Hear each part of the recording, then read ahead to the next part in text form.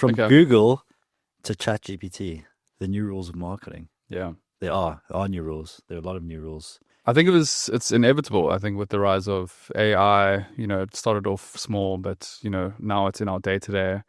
I guess it has a lot of effects for us personally in a personal capacity, but then also in terms of business and in marketing, our industry with things like ads and just how we use the internet and how our That's a good thing. It's actually basically like how people use the internet now. Yeah. Because the use of the internet is how we market to people. And as soon as the internet changes, we have to change with it. Yeah. Marketing has to change with it. And so much is changing now that it's inevitable that we have to do these things. But I feel like there's so much changing so quickly. Where do we, where does it start? Where does it stop?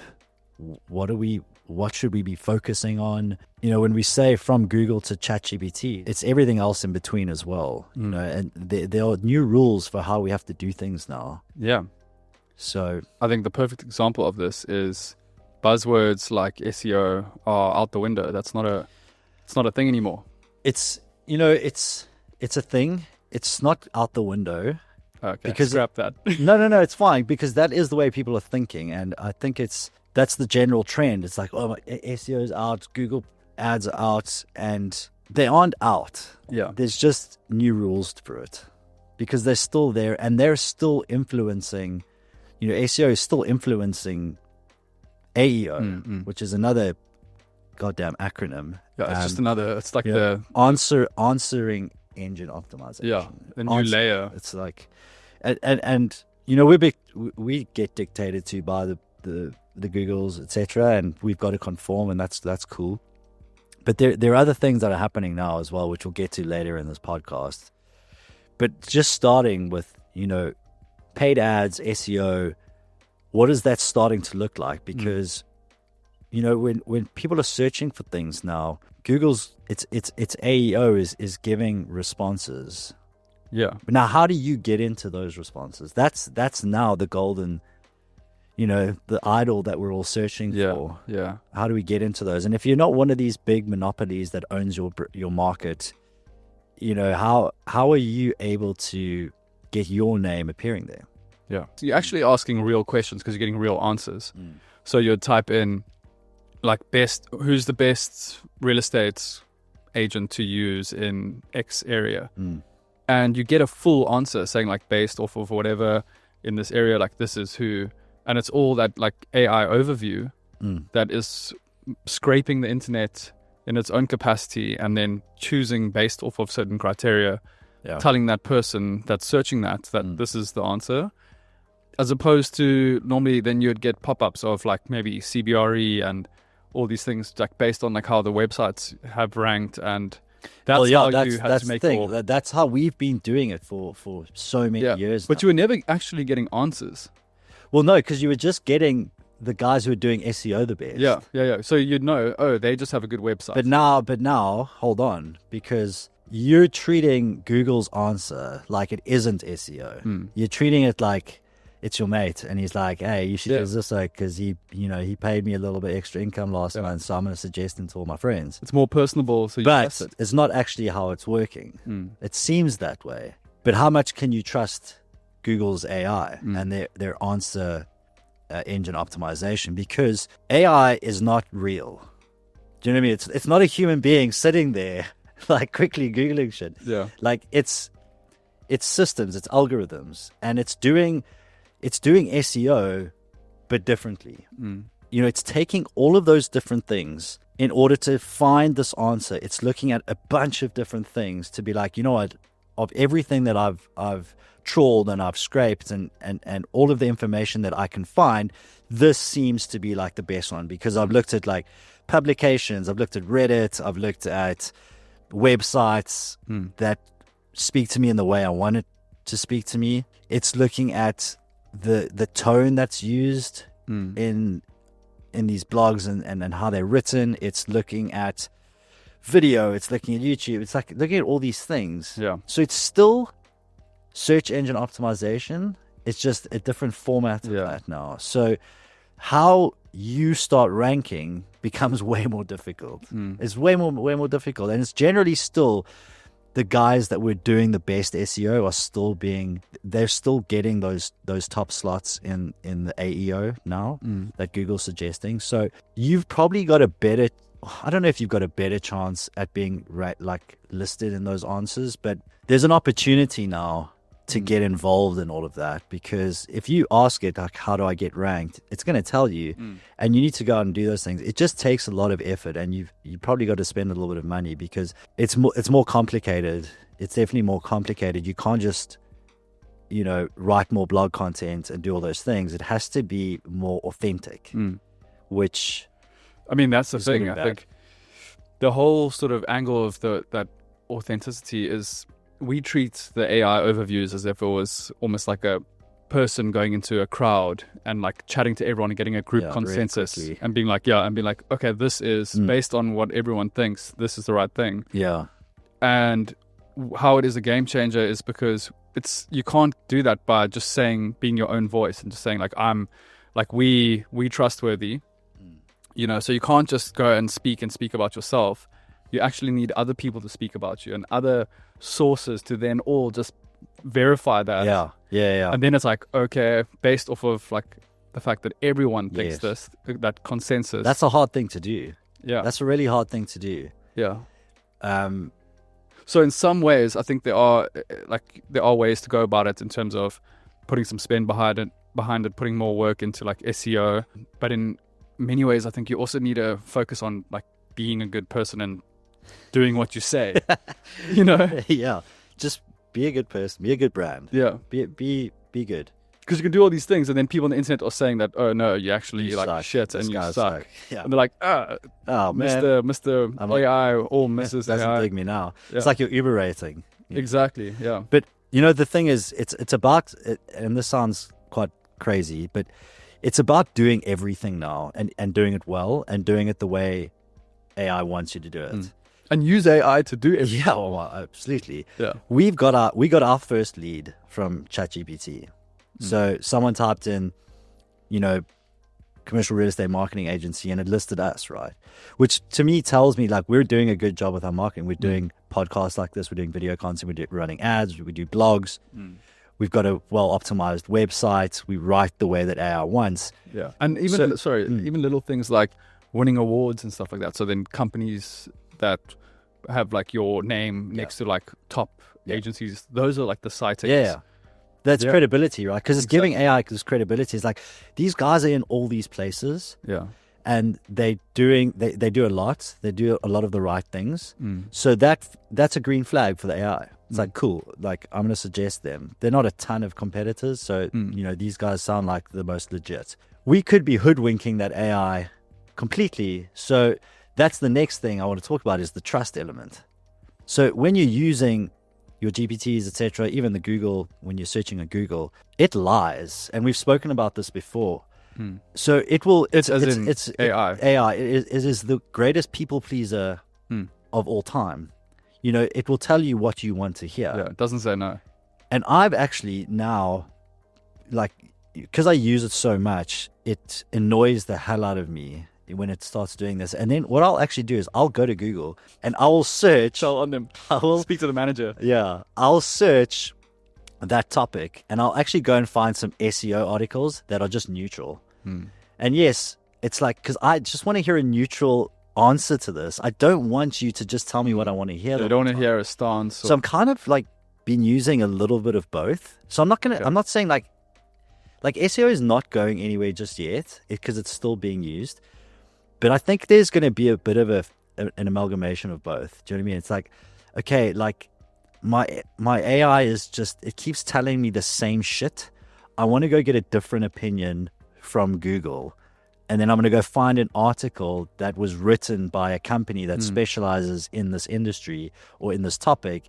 So I can go and make my own mind up about it. I'm not just going to listen to what this AI says the whole time. So I think that's probably going to change as well, though. So you still have to carry on with you can't just stop your current efforts. I'm not. I just don't think there's enough trust yet. Yeah. From an so AI. Still write your blogs. That thing lies and lies through its teeth. Yeah. when people are opening up Google now, what they see first is generally, depending on what their question is going to be an AEO answer, right? And I've never not gotten like a AEO answer ever. It's obviously not going to change. It's not going to go anywhere because Google needs to make, like, their objective has always been to provide information in the easiest way possible. Like basically like their brand identity. Yeah, making information accessible for everyone. Yeah, and as like simple as possible, best way possible. Obviously they've monetized the shit out of it. Like, but when it comes to, so they still need to make money. Yeah. You know what I mean? Like they make money from us giving them money and brands giving them money to appear at the top of the search results. And that's in the form of ads, and that's in the form of advertising. Paid media. I can tell you right now, Google ads are not going anywhere. I don't think that AI is taking that over. Yeah, their main aim isn't actually to make information accessible. That's how they make their money. That's exactly. That's the vehicle. We're the product. Yeah. So as soon as something's free, you're the product. So, we're the product and they're selling advertising to us. So with the rise of AI, how are they making money now? Because we would pay them to be ranked first in our ads. Like, we want to be on top of competitors. We want to be ahead of them.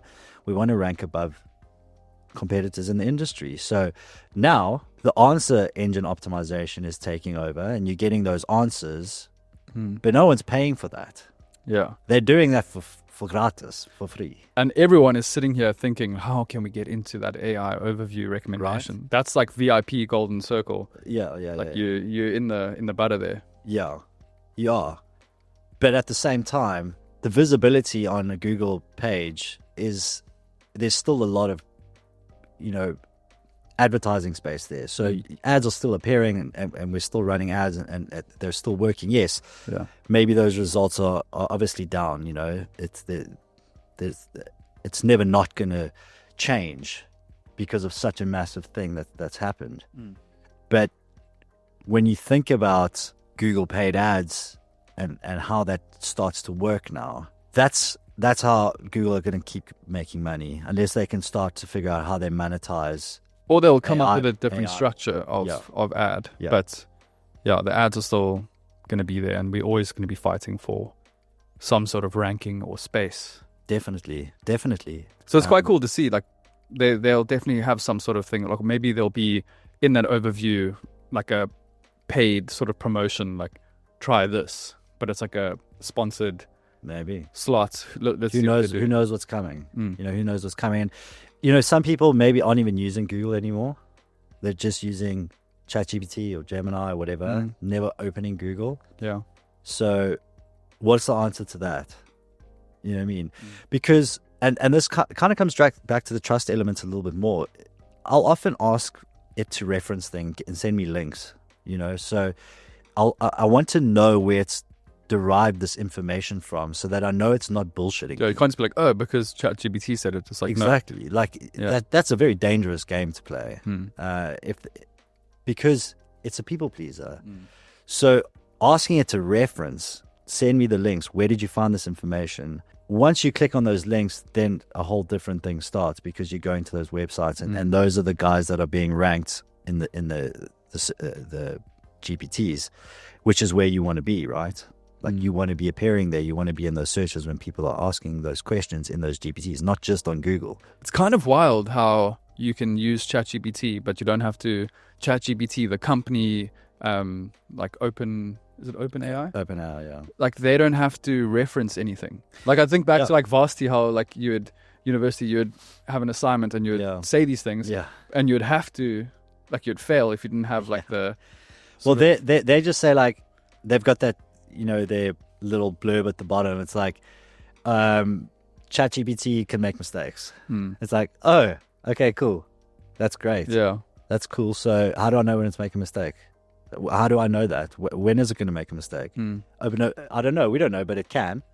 Like, it's kind of like Spotify. I don't know if you've seen that latest like documentary, like remake of like how Spotify came about and the whole scandal about like the ownership rights over the music and having this platform to then access the music.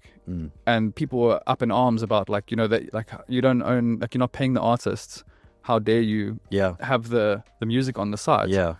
It's the same thing as like, say I've got my little blog and maybe you need to sign up for it. And now ChatGPT is scraping my blog. Yeah, I mean, I don't know how much, look, it doesn't scrape private info. It shouldn't be. You know, it'll often, you know, if you try and do stuff like that, it'll often be like, this is against my guidelines. Okay. So there obviously are guardrails in place that it can't do anything. I'm sure there might be ways around. I don't know. There's so much AI out there, who knows. So with all these changes happening, how does that affect privacy going forward? Because, you know, everyone is so concerned about privacy. I think that's essentially why like TikTok got banned, and, you know, we're very concerned about what's happening with our data. Yeah. Look, I mean, the big changes that came into effect, like GDPR and Apple's ATT tracking policy, kind of, they were really big issues at the time, and they still are. And what that's done is it's made us rethink, it's made marketers rethink how we advertise now. Because not gone are the days, but, you know, when you go to a website now, you know, you're asked if you want to allow cookies, and I mean, I guess a lot of people don't really understand what that even means. But what it, you know, essentially is saying is that if you say decline to that, we can't track your movements around. So marketing can't track you to then serve you ads in different places, which makes it a lot harder for us.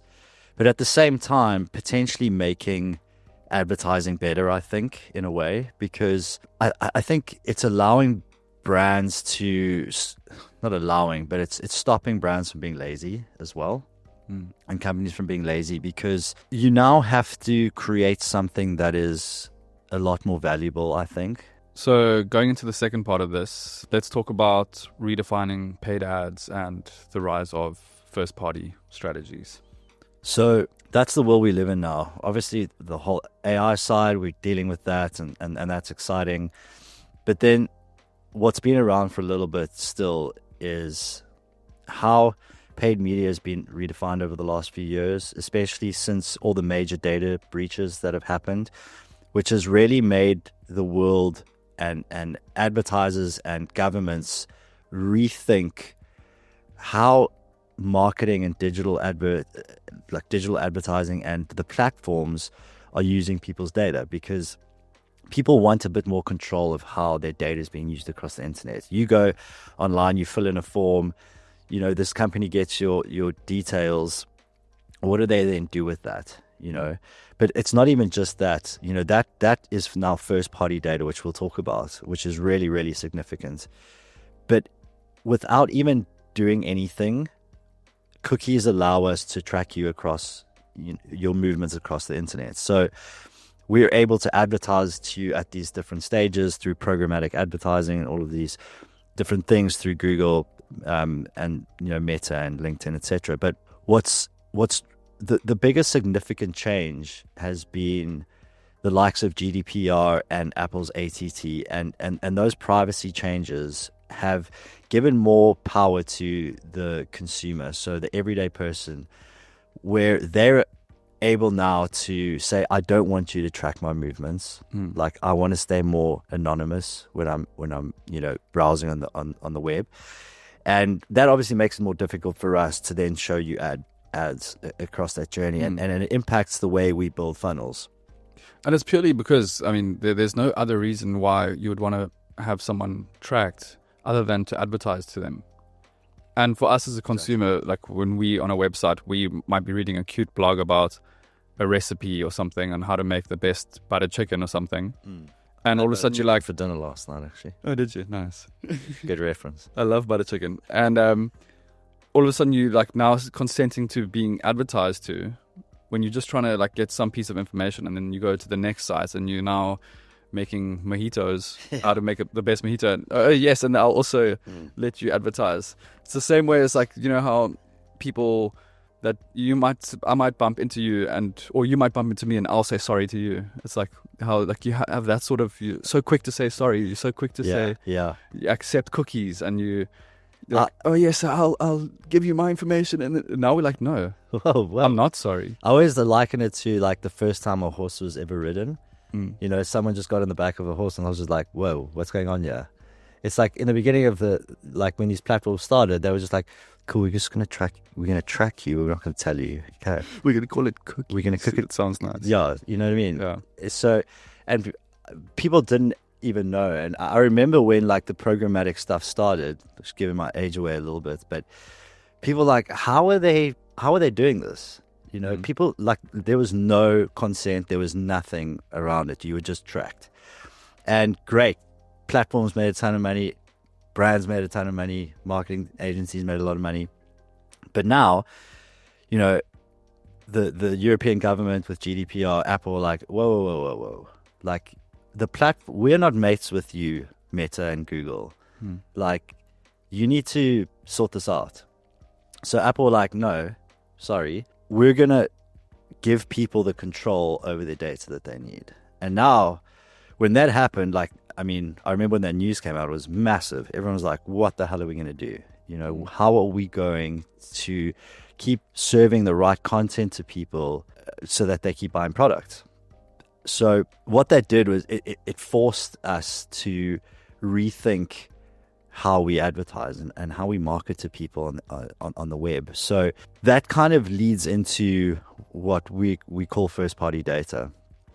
And it forced advertisers and brands and companies to stop being so lazy, where you could just, you know, create an ad, track people, just put it wherever they were, and you made money, they bought your products. But how much brand loyalty was there? Like, how much work were you actually doing to get that customer on your side and being like a brand evangelist for you? Yeah. I mean, someone to sign up to a newsletter is a hard thing. It's a much harder thing than just tracking them across because they landed on your site once. It takes effort, yeah. And in order to do that, you have to have content that is valuable or, you know, is important in some way to people to then want to sign up and give the information and be like, oh, I earned that trust. Like, instead of just being like, oh, cool, thanks for stopping by. I now forever have your... Yeah, you're in our system. Good luck getting out. Yeah, you know? Someone putting an AirTag in your bag as you walk past them. Yeah.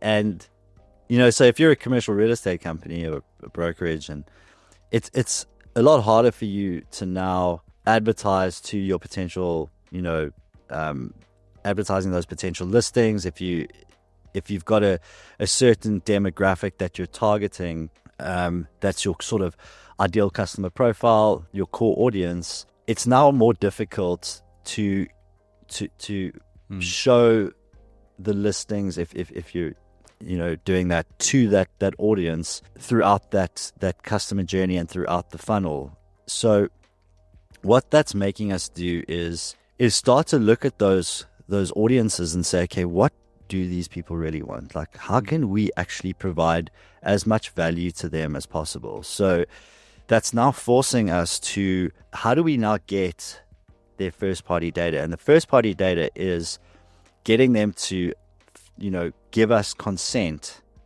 to market to them. That's essentially what it is. Yeah. If people are allowing you the consent to market to them, it means there's some sort of brand affinity, or they want something from you, which means that your company is in a much better position to close that customer than maybe they were before that, and especially in the B2B side of things, because it's easier to go and buy shoes or jewelry or lipstick by being advertised through cookies. You know, it's an easy purchase. Like, we talk about this a lot. But when you're making a really big decision about investing in a property, or, you know, franchising your brokerage to a big company, or changing the entire way your commercial real estate tech system operates, and you need a new one that's going to take, like, you know, months and months and months. Those are very big decisions. So there's a lot more research that's going to go into that.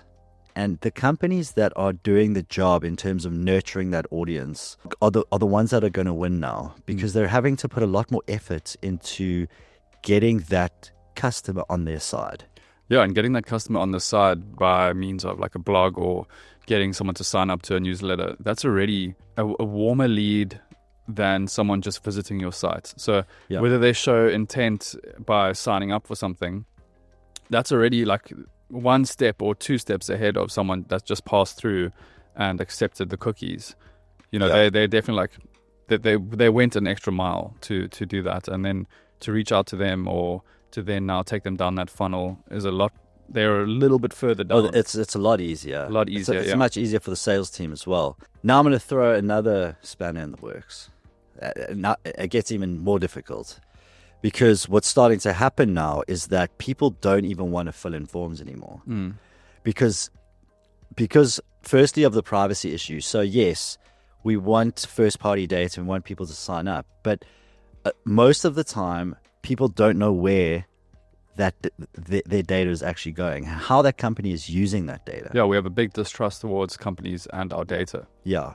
So that makes, it adds another step into the whole thing of, okay, like if people aren't even going to give us that data and we've done like all this work to try and get them there, what do we actually do now? Because they're not signing up, they're not filling out forms as much as, because they also know that a salesperson is probably going to call them. And in this day and age, people don't want salespeople calling them anymore as much. I think when you're ready to commit to this big decision, you want to speak to someone. But all that lead up time, it's like I don't want to talk to. I actually don't even know what I want to talk to them about.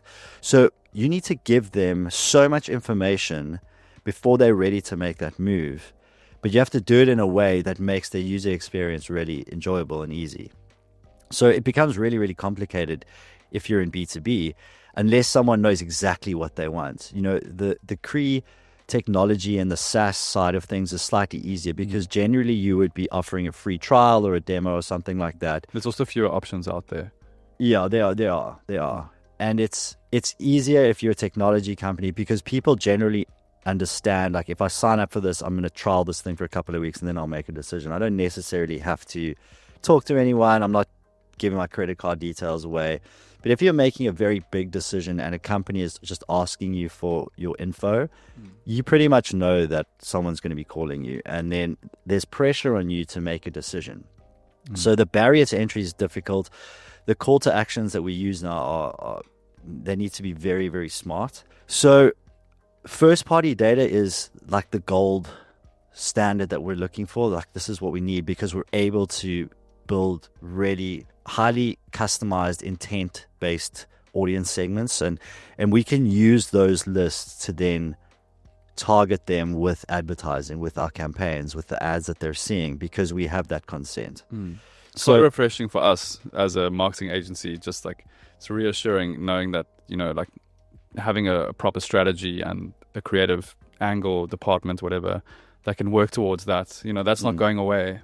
No, you still need to have content that is like, legit. Like, it can't just be like, oh, we've actually just got a team of people that are just like punting ads and tracking, and then you still need like there's so much traditional marketing goes into it now. It's just not as simple as it used to be, and even with AI and AEO now, you still have to go to that website if you want to use that company. So that landing page and everything that's there has to be so well manicured and so well thought out that when that person is ready to commit, you are the company that they're going to choose and not one of your competitors. I think this is going to create a rise of like UX, UI departments and good advertising and good branding and thinking and strategy, and and that's why I said earlier, I think it's a good thing for the industry, because we aren't able to be lazy anymore. Not that we were lazy, but it was much easier. Whereas now it's like, have I thought of all of these different things? Like, what does the strategy actually look like? What does the user journey look like of this customer? Where am I losing them? Where are they dropping out of the funnel, etc.? So it's just the rules are changing, and that's kind of, the title of this podcast is, what are the new rules? And these are some of the new rules that we're seeing that we have to, we have to lean into them. We have to, like, there's no other way of doing it. Yeah, you either lean in or you fall behind. Yeah, exactly. And it's in a way, like, it's no good to just be like, okay, cool, run some Google search ads and, hopefully we'll get the results that we want. It's unfortunately more complicated than that, but in a way it's a good thing. So yeah, agreed. Okay, so going into the final section of this podcast, let's talk about how brands are becoming their own platforms and how we can do that for ourselves. Yeah, it's not easy. I think the example I'll give, there are a few examples, but it's not an easy thing to do. Like, just getting first party data is pretty, it's a challenge. But there are a lot of companies now that are doing great things with first party data. As you would expect, there are 8 billion people in the world. Some companies are going to, be smart and do really interesting, cool things. But a lot of big companies now are basically becoming their own network. So screw Meta, screw Google. Like we don't want to have to rely on them anymore. There's always data issues. There are always privacy issues. We don't know what the CEO is going to do tomorrow. So taking that into your own hands and creating your own media network is, if you can do it, a great way of doing it. Yeah. I think we like anti-monopoly. Like, we don't want one power to like rule us all. No. If like you've got your company, your brands that you trust, for example, like a United Airlines that has their own sort of platform. Yeah. That's what you trust, and you'll go there and you'll most likely find what you're looking for, and you can take away something from that is of value to you instead of sort of just going broad. Yeah, and I think what they've, the likes of United Airlines have done, and if we had to look in the commercial real estate world, slightly less so because, from a publications point of view, like, BizNow's, Real Deal, etc. And then even CREview, LoopNet, these are big establishments. They've got a lot of people that use their services and visit their websites, which gives them an amazing opportunity, obviously. So the commercial real estate site is smaller, but if you had to look at United Airlines, if you think of the size and enormity of what they are, right? They've got their own sort of real estate, so their own terminals, which they're able to then advertise in. Yeah. They have thousands and thousands of people moving through those terminals all the time. So they've created their own media network. Yeah. My favorite is when you're sitting on that plane, staring at that screen for... Nowhere else to look, right? When we fly 16 hours from South Africa to America, we're sitting looking at the screen, like this ad, like billboard in front of you for 16 hours. Yeah. That is their own network that they just serve. That's their own first-party data. Yeah. You signing up. Yeah, you bought the ticket. You signed up, so they can pretty much put whatever they want in front of you, which is great because they don't have to rely on anyone else. But they're also, an enormous, like, not everyone's an airline. So how do you do that through a normal company? And I think it's difficult. I don't think everyone can do it. But if you had to look at like LoopNet, CREview, BizNow, these guys, they get a lot of website traffic because people are interested in the niche. They're interested in commercial real estate, so those are the websites they visit. LoopNet, CREview for listings, investments, etc. BizNow, Real Deal, Globe Street, all of them. They're going there to learn and to see what is happening in the world of commercial real estate. It's also like expert opinions on things that are happening. So, for example, cap rates are going up, what this means for investors. So they're able to advertise on their websites. And so they've essentially created their own media network. If you go to LoopNet or CREview, you can buy advertising packages with them. You can run ads there, programmatic, display. You can do email chains through BizNow, all the publications. So they're not reliant on the big media networks. They have first-party data from everyone that comes to their website because there's a consent there.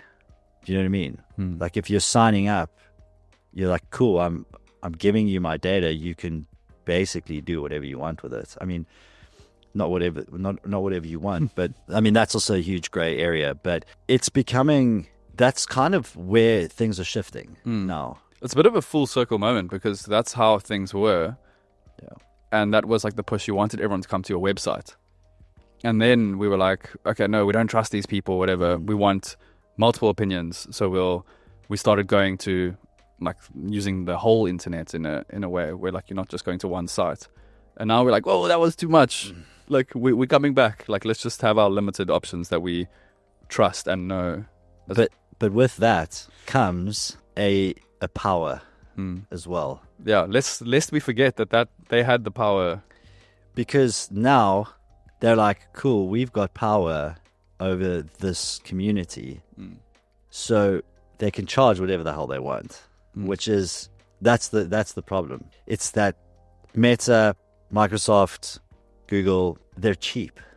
They're cheap to advertise on. Because they've got high volume. They can. Exactly. Yeah. They've got such massive volumes, and that's why they're so successful, because they're very affordable for everyone to use. It's obviously like a brilliant business model. If you wanted to advertise your business and your company, it cost you so much money. So you had to, do other things.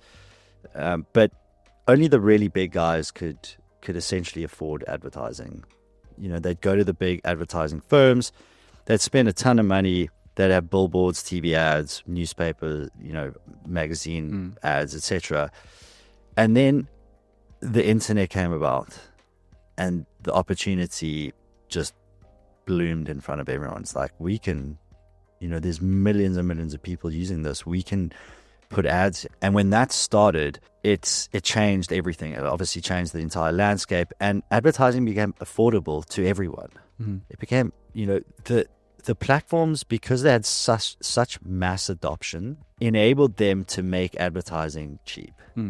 So every Tom, Dick, and Harry was now able to go and run ads on Google and Meta and all those things and get in front of an audience, because the platforms were smart. Yeah. They were like, okay, cool, we have cookies. We can track everyone that moves through the internet, basically. And essentially, like looking at, comparing it to like a newspaper where it was limited space, there was X amount of pages, X amount of spaces to advertise on. Now, going onto a website, my ads that are being served to me are different to ones that are being served to you. So there's unlimited pages. It was like the future. Yeah. We were like, this is wild. Yeah, imagine opening up a newspaper and my ads were different to your newspaper's ads to you because of your sort of demographics. How amazing. And that happened. And it happened. And the platforms got smart because they're like, cool, we can give people the options in terms of how they advertise, like what locations they want to advertise in, what the audiences are, the demographics, the ages, etc. And that obviously revolutionized everything, and people were like, brilliant, this is the best. And then everyone was like, whoa, how are you actually doing this? Yeah. And then the platform was like, well, so basically, and then they gave a bunch of jargon, and then people were like, doesn't feel right, or sound good. And then all the big data breaches happened with Facebook and the privacy and all that stuff. And Alien Zuckerberg went into those court sessions and did such a great job. But then the European governments were like, whoa, no. The US government was so far behind still, they didn't even know what was going on. No, they still like... They're like, what do you mean? What is... tracking cookies? what are cookies, basically? What flavor? Yeah. And then Apple were like, we're not friends with you guys, with Zuckerberg and, Alphabet and everyone. So they were like, cool, we're also going to now limit you with the privacy laws and giving people more control over their data. And then, so that changed everything again. And then AI came in, and now everyone's like, whoa, privacy, AI, no cookies, like some cookies, not all cookies. What the hell do we do? Yeah. And that's where we're sort of at the moment. It's just like this world of weird and madness, and we're trying to kind of make sense of everything, and we're doing a good job. But it kind of goes into the three parts of this podcast, like what you should be focusing on and what those rules are. It's not a total overhaul of everything. It's just a repositioning and a rethinking of how you're targeting your customer. And, from getting into those AI searches, how are you doing that? Thinking about how you're getting your first party data, and then can you actually create your own, platform or media outlet or whatever it is that you're able to advertise to your community, or using those places instead of only relying on the big publishers, which are still going to do a great job, and they're still going to be relevant, super competitive priced. Yeah. Whereas those other places is much harder and it's much more expensive. So it's like this amalgamation of all of it, and having a good strategy and a plan of how you're going to do that is pretty much essential now. So that's where we're probably going to end things with this one. Don't panic. Things are happening, but just, I can't wait to see where this goes, because it's something new as well, which is fresh for us, Yeah. and it gives us more opportunity the same way that, the internet did with running ads. And it's like a new internet, and we'll figure it out. Yeah, cool. Let's see what happens. Yeah.